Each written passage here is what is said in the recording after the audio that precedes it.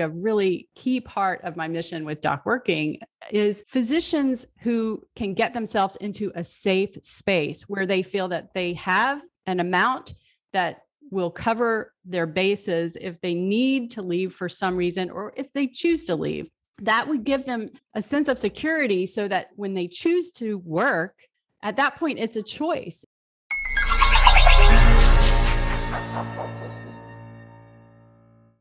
Welcome to DocWorking, the Whole Physician Podcast. I'm Dr. Jen Barna, one of the co-hosts of the podcast and founder of DocWorking. And I'm thrilled today to have Tim and Amy Rutherford of GoWithLess here with me on the podcast. Welcome, Tim and Amy.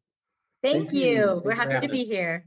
And I am so excited to bring your story to the listeners of DocWorking, because I think we're going to have a lot of people who can relate to what you've been through and the decisions you've made. And I think it's really inspiring. So just to give the listeners a little bit of a background about your journey, Tim and Amy were living the American dream. They had successful corporate jobs and lived in a big McMansion in beautiful Colorado.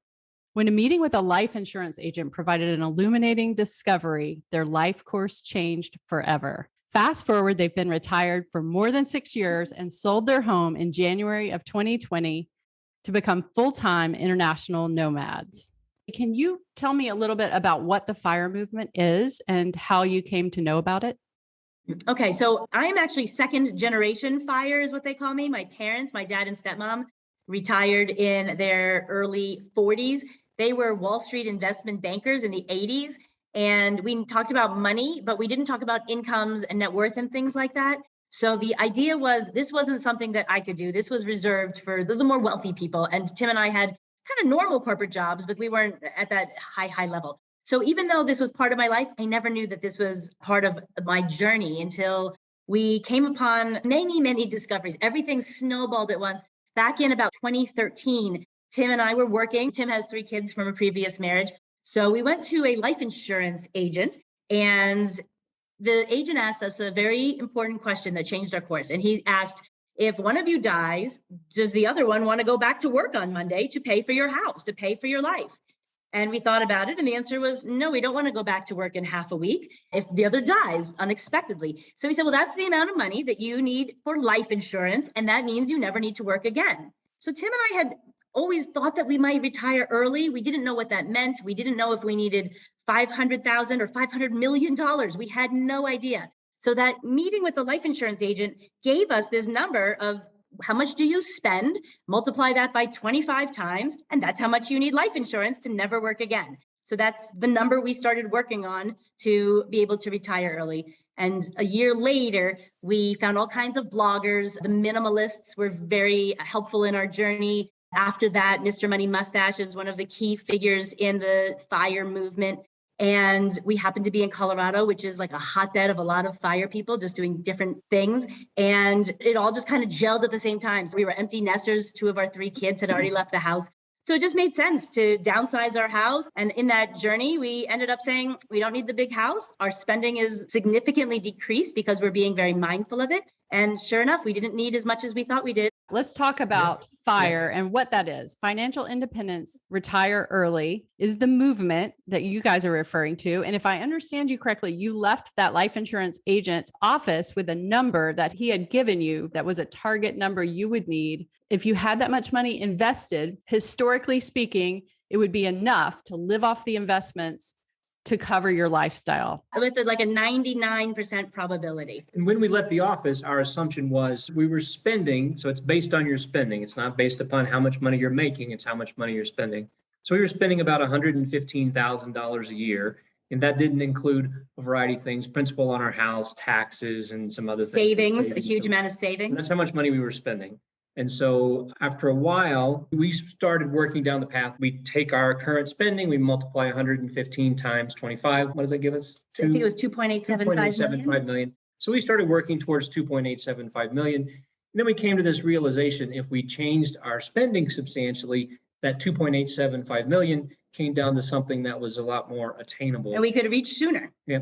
And just some commentary on the idea of FIRE. So with retire early, you and I have talked about something, but do you talk with your audience about the optional part of RE? Yeah, my concept really with FIRE as it relates to physicians. I mean, we work for so many years to learn what we do. And I think that there are physicians who want to retire early, but I also think there are a lot of people who would just have so much peace of mind if they had the option to retire early. So I'm kind of renaming it FIORE, which means flower in Italian, except I'm not pronouncing it like an Italian, I'm sure, but financial independence with the option to retire early. And the reason that's so important to me, and actually a really key part of my mission with DocWorking, is physicians who can get themselves into a safe space where they feel that they have an amount that will cover their bases if they need to leave for some reason, or if they choose to leave. That would give them a sense of security so that when they choose to work, at that point, it's a choice and you're not trapped into it by debt. You're not trapped into it because you have a lifestyle that you have to support with your work. You're working because you choose to work, which allows us as physicians to kind of get back to why we went to medical school in the first place and work because we love to try to help patients and we're trying to serve our community. So that's really the concept that speaks to me, but I have been following the FIRE movement for really almost before it started. I've been following it since even Dave Ramsey, which I don't really consider part of the FIRE movement, and I don't really follow him. I haven't followed him in decades, but he was the first person I ever heard back in the early 90s before he was even discovered. I happened to be in Tennessee and he happened to be in Tennessee. I even called his show and asked him a question back like in the 90s.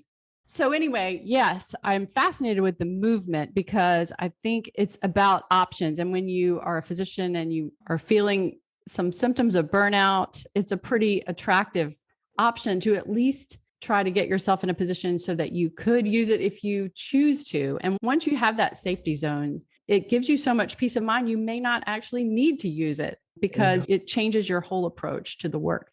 Even more than options, I think it's more specific. It's about freedom to work, freedom to not work, freedom to do whatever you want to do, whether that's work, not work, whatever, work part-time, work as a consultant.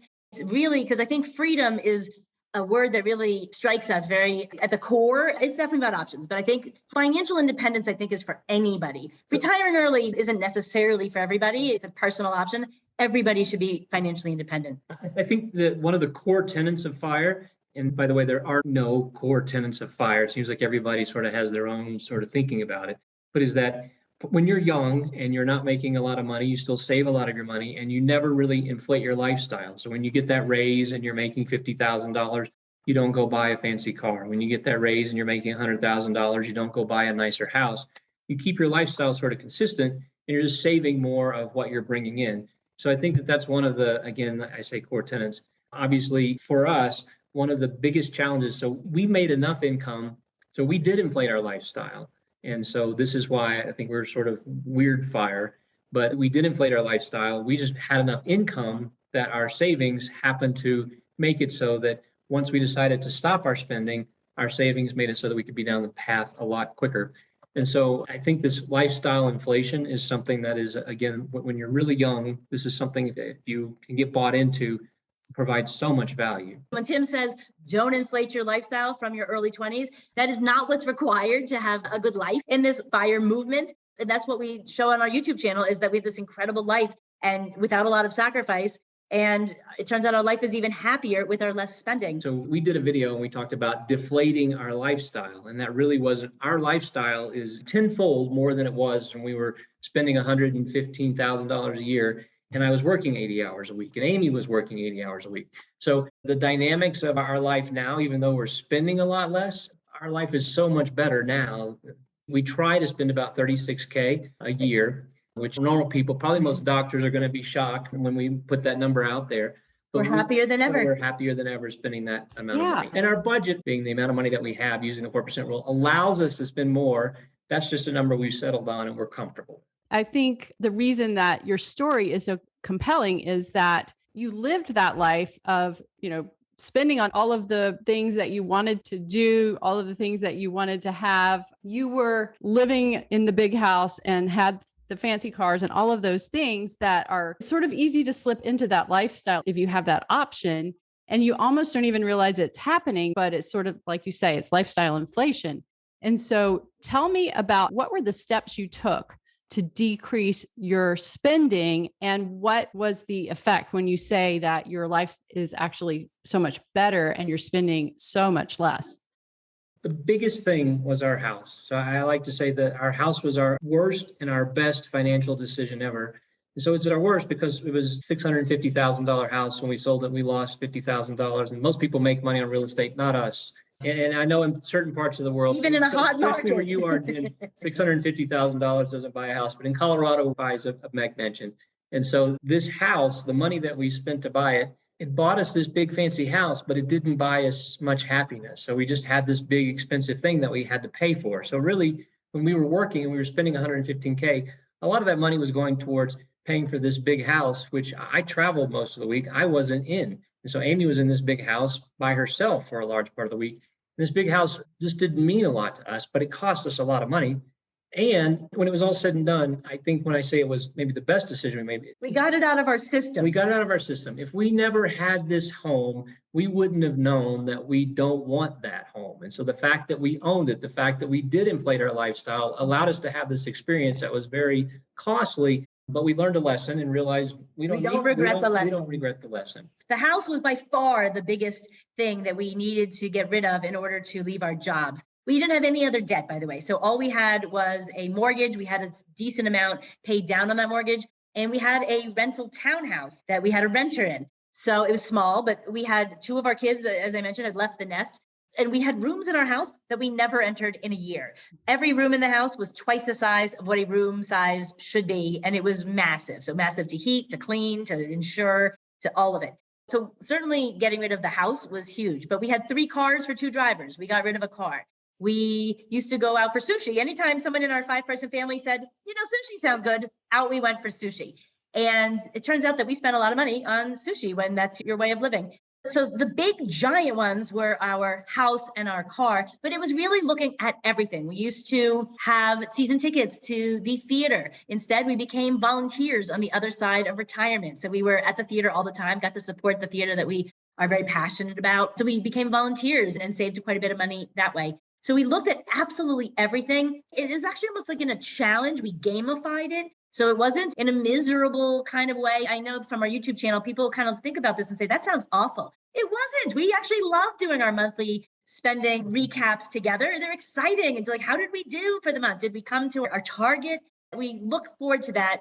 And we understand, like, where are we spending too much? Where can we trim down? And I don't think there's a single thing in our entire life that didn't escape some kind of reduction. Yeah. And I think also I'm going to circle back to the house. And so the thing with the house is it's not just the mortgage and the fact that you own the house, but you have to keep the house up. We replaced our roof 3 different times. We have to decorate a house we had finished 4,000 square feet and then another 2,000 square feet that was unfinished. But there's always something to do in this home, and there's always something to buy. And every time somebody would show up at our door and say, oh, you have this nice house, they wanted to charge us $10,000 for anything that was going to happen in the house. The house was the biggest part. I call it an albatross. This was like the biggest thing in our life that we had to get rid of in order to make our fire life work. And you guys did that in a couple of steps, right? So you sold that house and then you moved into your townhouse, right? That's right. In 2015, we sold the big house. We moved into the townhouse that had a renter in it. She happened to give her notice the same time we were planning to ask her to go. And we only had 1 daughter left at home. So in our old house, we used to scream as loud as we could from our bedroom because it was this huge ranch, 4,000 square feet in a ranch. She was on one end, we were on the other. Just scream as loud as you can. She can't hear us. So when we moved to our townhouse, we shared a wall, and we turned out to have a better relationship with our daughter who was entering 9th grade, which is a really good time to have a better relationship with your kids. So we did move into our smaller townhome. It turns out that someone else maintained the outside. Again, we lived in Colorado, so all that snow removal, the landscaping, we didn't have to take care of any of that. We're humongous travelers, so we could kind of lock and go to some degree. And it just having smaller space meant that every inch was used. And our smaller, cozy space, that's kind of where our name GoWithLess came from. It turns out that we loved going with less. So that's the interesting thing is that sounds like a really great landing place. And yet you guys decided to take it another step further and you sold the townhouse. And now for the past year and a half, you've been completely nomadic. And so tell me about what that's like compared to living in a house. You're traveling all the time. We do. We love it. If we don't want a house during COVID, we are meant to be nomads. So in January of 2020 is when we actually sold our townhome. And because we were spending $1,000 a month in our home that was completely paid for. So, and we weren't planning to be there but for a small part of the year. So we figured if we take that $1,000 and put it towards just our travel, we don't necessarily need to have a home. And so, and like Amy said, the fact that we have loved the last year, 2020, pandemic times, we've loved being in our nomadic life. We were meant to have this lifestyle. Houses are a nuisance is what we've learned over and over. We watch other people's houses, and it seems like every time we show up at a house, there's just something, just houses have issues. And so things happen. And so the fact that we don't have to pay to replace the roof, or we don't have to pay to fix that leak, or we don't have to pay for whatever, it just reminds us every day how grateful we are that we don't own a home. The idea to get rid of our home was kind of an interesting story. Back in early 2018, Tim and I were planning 9 weeks in Europe. We were going to 5 countries in 5 weeks, and then we were going to be in France on a house sit in the country in Alsace, France for a month. So I was planning our whole itinerary. And after planning Krakow and Budapest and Vienna, and I said, honey, we only have 3-4 days in these world-class capital cities. And that's not enough time. So we're just scratching the surface. We can't even go out to the surrounding towns that we want to see. We can't just take it easy. We're like hustling, seeing everything there is to see in Budapest in 3 days, which is just nuts. So I said, honey, when our daughter graduates from high school and flees the nest to college, why don't we sell our house and become full-time nomads? Tim, if he doesn't even miss a beat, he says, let's do it. And the rest is history.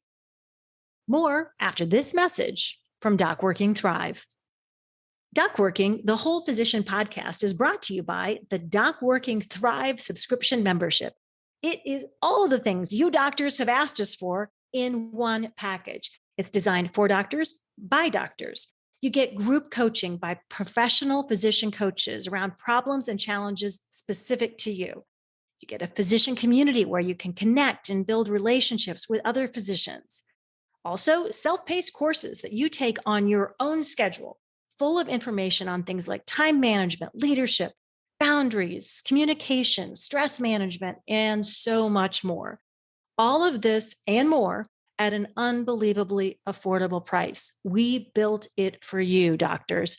Go to docworking.com to sign up for DocWorking Thrive today. You'll be so glad you did.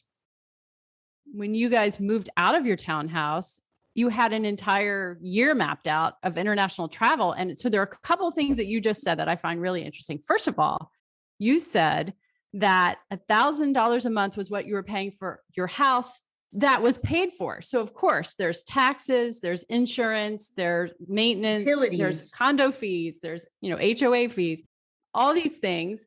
And so it was costing you $1,000 a month. And you did something brilliant, I think, which is to take that $1,000 a month and say, let's apply that to travel. And what you've done with your travel is the second thing that I think is brilliant. Not only have you flipped that $1,000 into your budget for travel, but you have found a way to travel and stay places longer and for free. And how have you managed to do that? So that is through house sitting. And basically what we do is we go to people's homes. There's a site that we like to use, and we go to people's homes and we watch their pets. So Strangers' homes. And there are 99% of the time there are pets involved. In our case, it's been 100% of the time we're watching pets. And so it's a fantastic thing where we don't pay them, they don't pay us. And so basically we have a scenario sharing economy. We have free lodging. So now we have that $1,000 a month. Instead of paying for lodging, we get to pay for food instead of lodging. And we would gladly pay $1,000 for food in any given month.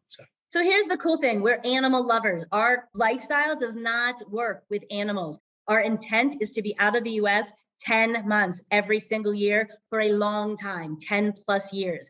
And that doesn't really work to have pets. So what we do is go love on other people's pets. And it's a really interesting sharing economy, trusting sort of a situation. We're very vetted. We have background checks and dozens of reviews and things like that. But we come into someone's house. We're in a house right now in San Miguel de Allende, Mexico. We're here for 4 weeks. This gorgeous home. 2 dogs that we completely adore. And so we get our pet fix. And that's kind of how we know we don't want to own a home, is because we're in other people's homes. We try on someone else's life.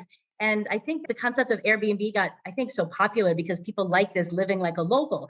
Turns out now that we've done this house sitting, living in someone's home with their pets in a neighborhood is a lot more like living like a local than Airbnb, which really is a lot closer to a hotel. So if the pets have issues, the house has issues, you're dealing with all of that. But for the most part, that's why we've been doing it for 6 years. We love it. So we stay for a month, 2, 3 months in a place, and we completely just assume like the life of the homeowner. We take them to the dog park and wake up and go on all their walks and give them love and take care of the house and do all the stuff that homeowners pretty much do. So we call it a win-win-win scenario. It's a win for the homeowners because their home's taken care of, their pets are taken care of, they have some peace of mind while they're away, that their house isn't going to fall apart. We have some stories from the last year about crazy things that happened, not even anything to do with pets in people's homes. And also it's a win for us because we have a roof over our head that has no cost. And then especially it's a win for the pets. They don't have to go to the kennel. They get to keep their own routine. And so we're like godparents. We feel like we're godparents. We get to come in and just love up on them and we spoil them. Just to clarify, when you say you've been doing it 6 years, that's because what you did is you started to create a profile of positive reviews for yourself on the site. I don't know if you would like to mention the site. Sure. It's called Trusted House Sitters. It's the biggest site in the world. And you're exactly right. So we knew while our daughter had 4 years left in high school that we wanted the cat sit in Paris or London or Manhattan. We wanted that 3-month sit with a cat. So we said, let's get some amazing reviews locally. So whenever a Denver area sit popped up on the site, like a short sit, we said, let's make sure that we earn a great reference. And now we have a profile that's A+++. So when it's very, very competitive, it's a little hard to get started brand new. We would recommend starting with local sits. But again, it's like something in an Airbnb. It's hard to find an amazing kitchen. What we find in house sits is we often have great kitchens. It's people's homes. So in Airbnb, often they're putting like the worst pots and pans. They're expecting people to put this stuff in the dishwasher. So the knives and the pans, these aren't designed for like gourmet cooking. Tim and I cook. I mean, this is our life. So having a house sit kitchen is generally like a rock star kitchen, and we get to use all the tools and things that someone who's cooking in the home would want to use. Great. And do you anticipate that you're going to stay in this lifestyle indefinitely? That's an excellent question. So we have been doing it nonstop since December. It is a lot of responsibility taking care of someone's prized pets, their home, and we're up with the pets. So it's hard to establish a routine when we're on the pets routine, and that changes every few weeks or months. So we have a lot of house sits booked for 2021. We have a couple booked in 2022 in Spain. And I think that we're probably going to do a lot less of it in 2022 because we want the freedom. We want to live our best life every single day. Right now, we have a lot of responsibility, and it's nice just to say, you know what, we don't need to take on a lot of responsibility. We don't need to keep our budget as low as we keep it. So we're thinking of kind of mixing it up a little more than we have. Again, we've been on house sits nonstop for 8 months. Our plan when we launched in January 2020 was to do about half house sitting and half Airbnb. So we were going to be house sitting in places where it was a little more expensive, and we were going to be paying to be in places where it was a little more affordable, maybe here in Mexico, maybe in Southeast Asia, maybe in Eastern Europe. And so that all fell apart. As a matter of fact, we had 200 plus nights in house sits last year that just completely went off the map. So we've learned a lot this year about house sitting.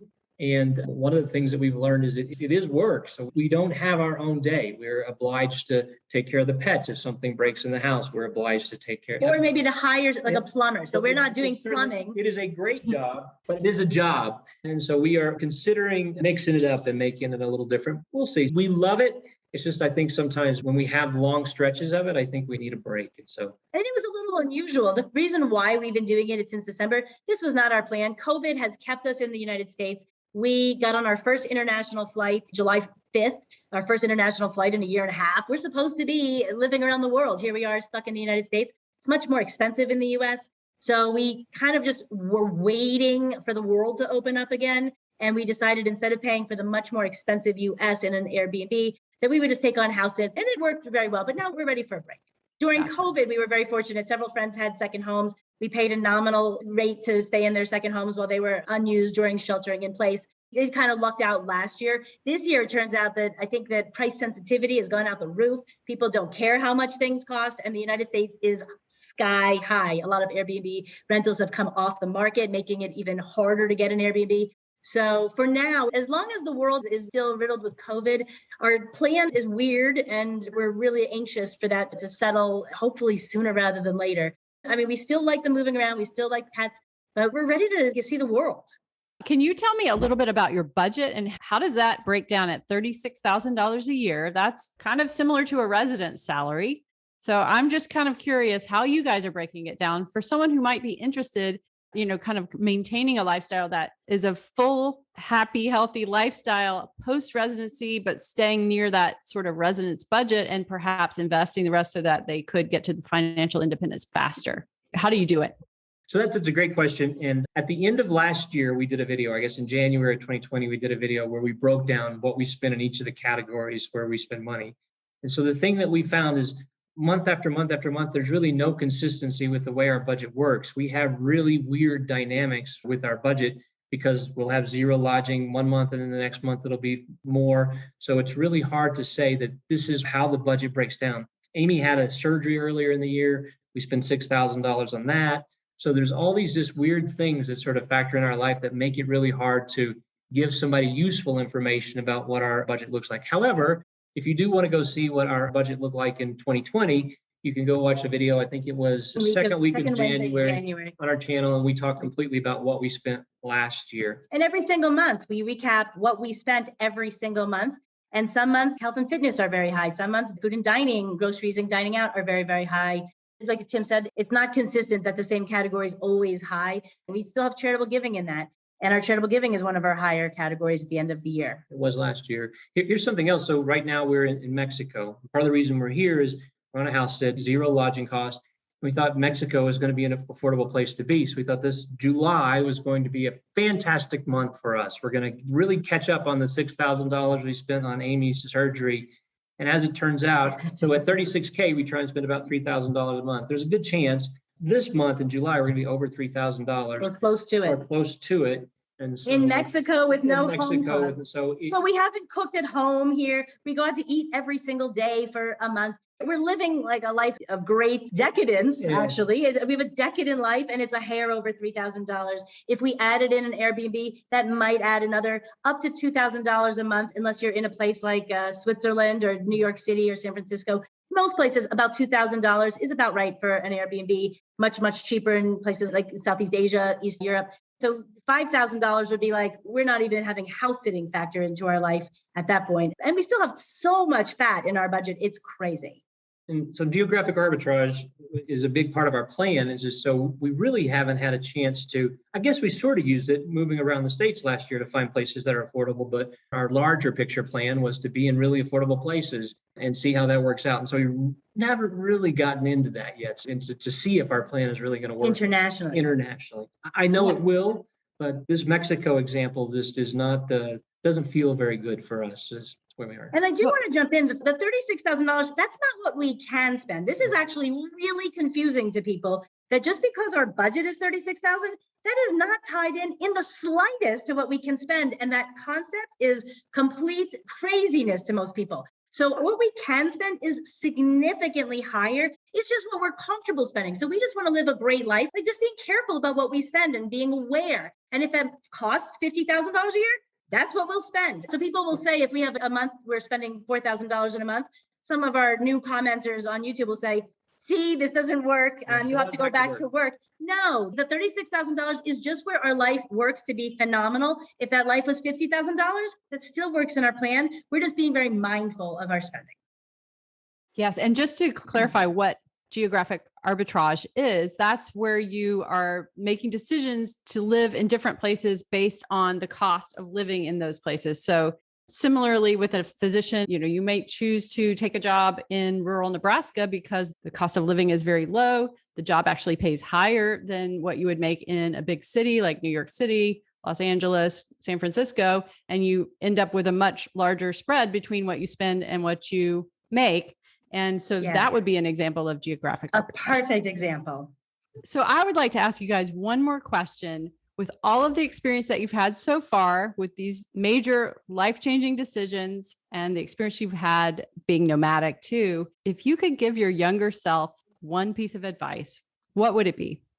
I'm going to go with be very mindful of your spending, including potentially not inflating your lifestyle or understanding the cost of inflating your lifestyle. So if you're going to go buy that big house, go buy that big house. A second house. But understand that all these things come with cost, including you may have to work an extra 12 years in order to keep that house in your life, not because of the mortgage, but because of all the things that sort of come with it. So I think it's just be mindful when you spend money. And another kind of on top of that, even though your situation now, you may think you might want to work forever, things can change. And the pandemic has shown us this very clearly. You may want to take another path. So getting into a very expensive cost of living really reduces your options. So if something like this out of the blue COVID comes along and you want to have options, or maybe you're caring for your sick parent or your spouse, maybe you want to homeschool your children, all kinds of things you might want to do. Your options are limited the more money you spend. And if we had realized that, if we had also known about early retirement,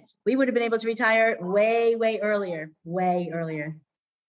Fantastic. And those are such good pieces of advice. And I think they can really help a lot of people. I think having options, first of all, it gives you a chance to reshape your career. I've been fortunate to be able to do that so that I can still practice medicine, but really on my own terms. That's been something that has worked out over time. And I think if you get into a situation where you want to change things, if you have options, then you can really shape it into being what you want. And as you guys have shown, and so many people in the FIRE movement have shown, retire early is really a bit of a misnomer, because most people retire from something that they were doing full time and they tend to follow something that they're very passionate about. It's not like you're sitting there not doing anything else. You stay probably busier than ever. As a matter of fact, so we know hundreds and hundreds of people like us, both FIRE and nomads. And the thing that we hear from over and over again, we say it, we hear it. How did I ever have time for a job? This is said, you can't even imagine. 100 times people have said this to us. Yeah. And we've shared it with them too. So we have to work really hard to not be busy. We are booked with fun stuff to do all the time. I read a comment on some Facebook post about the option of like retiring early.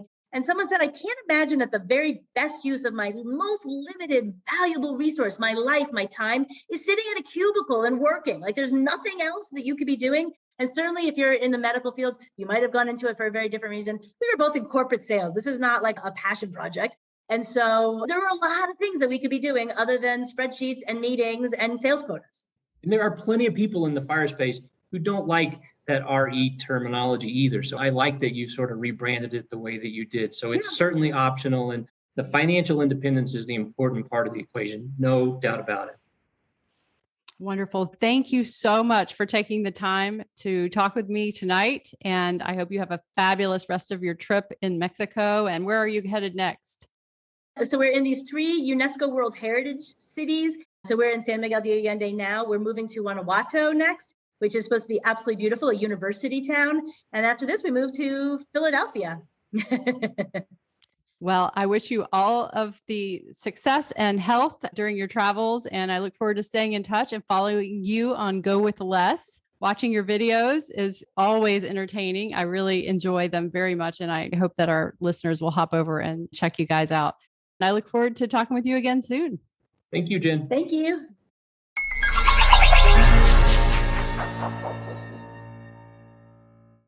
Did you know that August is National Civic Health Month? Civic Health Month is a month dedicated to highlighting the important connection between civic participation and health, and features hundreds of hospitals and clinics and thousands of individual healthcare providers, all committed to helping their patients and providers vote like their health depends on it. Civic Health Month makes it easy for you to get involved by providing personalized tools and resources like badge backers and posters to help your patients register to vote. And the best part, it's completely free. Over 26,000 healthcare providers just like you are already taking action toward creating a health democracy. So why not join them? Visit www.civichealthmonth.org to learn more and get involved. Hello, and thank you for listening. This is Amanda Taryn. I'm the producer of the DocWorking podcast. If you enjoyed our podcast, please like and subscribe. We would also love it if you checked out our website, which is docworking.com. And you can also find us on YouTube, Facebook, Twitter, and on Instagram. On Instagram, we are DocWorking1, and that is with the number 1. When you check us out on social, please let us know what you would like to hear on the podcast. Your feedback really means a lot to us. And if you're a physician with a story you'd like to tell, please reach out to me at amanda@docworking.com to apply to be on the podcast. Thank you again, and we look forward to talking with you on the next episode of DocWorking, the Whole Physician Podcast.